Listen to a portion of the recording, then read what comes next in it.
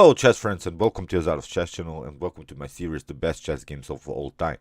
So in this series we see the best of the best chess games that have been ever played in chess history, and today I wanted to show you a very nice gameplay by the legendary Victor Korchnoi. So Victor Korchnoi, really one of the best chess players of the last century. He was never a world champion, but he was really one of the most respected players in the last century. And in this game you'll see the style of Victor Korchnoi. He was really an aggressive player. He loved these tactical battles, and Anatoly Karpov in their World Championship Challenger match managed to win the game against Victor Korchnoi. But Anatoly Karpov was really, well, back in the 70s, the best positional player, and I think that Victor Korchnoi was not so happy with the style of Anatoly Karpov. Here in this game that I wanted to show you, it's a game played by Werner Hug against Victor Korchnoi in 1973. I wanted to show you how players ended when they went into these tactical battles with Victor Korchnoi. When they went into this aggressive line, they got often punished by the legendary Victor, and he was really calculating all of these tactical lines very well. So why I decided to call it this red wedding invitation, because you see with one particular move Victor Korchnoi will really invite Werner Hug to go into this tactical battle by taking simply pawn, and this taking of the pawn leads into this most aggressive lines of this Reti opening that was played in the game. So let's see now the game knight on f3. So we have the Reti opening, e6, we have the Queen's Gambit invitation. So here g3, and now d5, bishop on g2, and now c5. And now we have sort of a position in which we have maybe a sort of a reverse King's Indian played by White, with this Queen's Gambit set up by Black, and here castling played by Werner Hug, and now knight on c6. And now comes this move c4. You can go maybe into this more positional lines with the move d4, and you see now the position in the center is a little bit static. We can play here positionally, but not Victor Korchnoi. He decides here to take immediately d takes c4, and he really invites now Werner Hug to go into this tactical battles. Of course, the best continuation is queen on a4. You can take now, Werner Hug of course played this move. In the next move you can take this pawn, and of course there are also tactical threats with knight on e5. But here of course Victor Korchnoi plays bishop on d7, creating sort of a discovered attack on the queen, and now queen on c4. And okay, from White's perspective, it is a good game. We have this very good diagonal. We have two pawns in the center. Meanwhile, Black has only one pawn in the center. So maybe in a potential endgame, of course, this could be an advantage for White. But this game will not go into an endgame, you'll see, because here Victor, of course, plays the most aggressive move, rook on c8. Delays a little bit the development here with the bishop and the knight, because you have to have a compact position now. The position is really open, and here a knight on c3 was played by Werner Hug, knight on f6. Now finally the development, and now d4. And here Victor plays, as said, the most aggressive and the most tactical line with move b5. And now there are really complications. There are many possibilities for Black and for White here.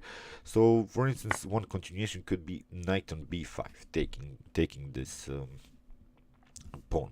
But now comes knight on a5, attacking the queen, which is the defender of the here of this knight on b5. And if you play something like queen on a4, rook on b8 could be the continuation again with the pin. But now bishop on d2 with a double attack on the knight, rook takes, and now we can play maybe knight on e5. And you see White had maybe the possibilities, although with the piece down, to go into this very aggressive line. Maybe queen on b6 can be played, but now rook on c1. You see Black's pieces now are a little bit paralyzed here by the queen and this knight, which is also attacking this d7 bishop, and this d7 is the main protector of this rook. The rook is the protector of the knight, so if white manages to get the piece back here, white will have a better position. So here bishop on e7 could be the continuation. Maybe now d takes c5, bishop takes, and now knight takes, and here we can play b4. So you see, it was really hard for Werner Hug to calculate all of these tactical possibilities. As said, still, if black continues here and loses the piece back, then white will have the bishop pair and a good development. So as said, maybe it was too complicated here for Werner Hug. So instead of, after b5, instead of knight takes on b5, queen on d3 was played. And now we have c takes d4, and now we have knight takes on d4. And okay, still white hasn't made mistakes so far, but you see the problems of white. It would be the lack of development. You have already placed too much moves with your knights. With your queen is a little bit exposed here on the square d3, and here Victor of course uses now the tempo, plays knight on e5 with an attack on the queen. So if you try something like queen on e3, this could be also deadly, because then you get knight on c4, and this knight will be fixed here on this particular square. If you try something like queen on d3, again you're on the same square. This knight is very improved. We can play something like maybe a6, or we can push even the pawn here on b4, attacking this knight, because our knight on c4 is protected. So as said, I think black is here better, and here we have also the possibilities just to go and develop and castle. Here the bishop on c1 has troubles to develop, because then you're leaving your b2 pawn hanging. So that's why queen on d1 was played, and you see now that Werner Hug got pushed away in an early stage of the game. Now queen on b6 was played, simply defending this b5 pawn, and now black is really only 2 moves away from full development. Bishop on e7 and castling are the main ideas. Bishop on e3 is not so good here to create this discovered attack on the queen, because you get knight from f or knight from e to g4, simple attack on the bishop. So that's why bishop on g5 was played, and now bishop on e7, simply defending this knight. Rook on c1 was played. Here we have of course the battle on the c file, because there are also some tactical possibilities, maybe to take with the knight on b5, and if this bishop gets deflected from the defense of the rook on c8, then you lose simply the rook.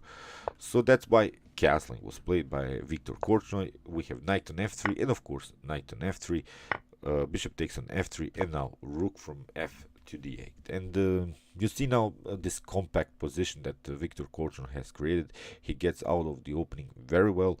The queen has to move from this d1, because we have also discovered attacks possibilities by simply removing the bishop here. So that's why here queen on b3 was played, getting the queen on a secure square, and now b4. And this is now the problem, because here Victor Korchnoi gets the advantage in the game.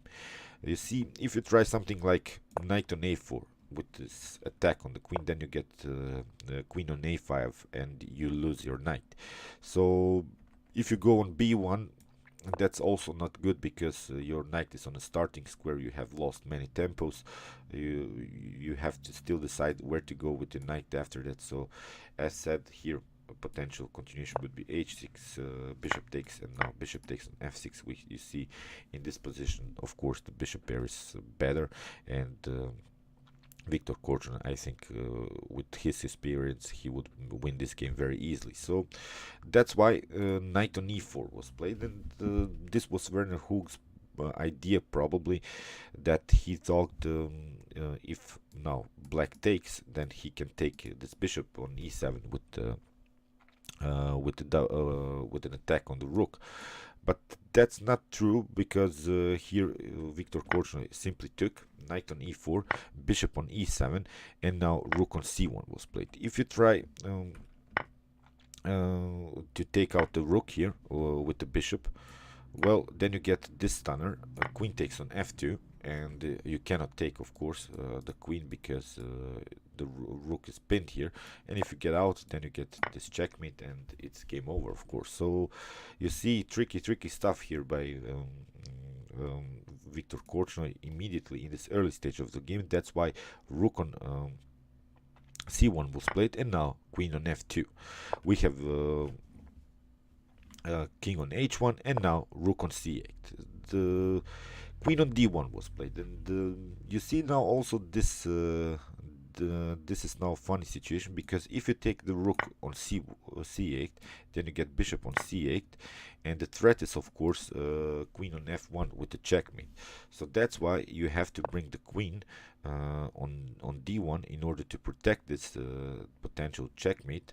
But now you get queen takes on f3, e takes on f3, and now we get the fork, knight on f2, and it's game over. So that's why you're forced here to play with the queen on d1, but now you get rook on c1 anyway, queen takes on c1, and now bishop on c6. Very nice stuff, because we are cutting off this potential queen on c8 checkmate possibility. And again, the threat remains, of course, some discovered checks, knight on g3 and bishop on f3. So that's why bishop on b4 was played, and now here queen on e2, and in this position white resigned, because you see the bishop is under fire, and if you move the bishop something like this, then you get this knight on g3 with the check, h takes, and queen on g2 checkmate. And if you take out the queen, then you get knight on g3 again with this discovered check. So you have to move your king on g1, and now we get again the fork on e2, and it's game over with this piece up. We have 5 pawns, white has only 3 pawns. Of course, this is completely winning endgame here for black. So as said, I love this game, because here Victor Korchnoi applied all of this healthy principles in chess, with a fast development, with an aggressive line, with competing with the rooks on the semi-open and open files, not losing any tempos, creating simple threats. And as said, I think that this is really one of the best chess games in history, and also one of the most instructive ones. Okay, I hope you enjoyed this video. Meanwhile, you can watch my other videos from the series, from the best chess games of all time series, and you can also watch my commented chess games, in which I show you current tournaments that are going on, and you can also watch my best chess games played by top engines, and you can also subscribe to my channel. Thank you for watching, guys, and chess is the best, of course.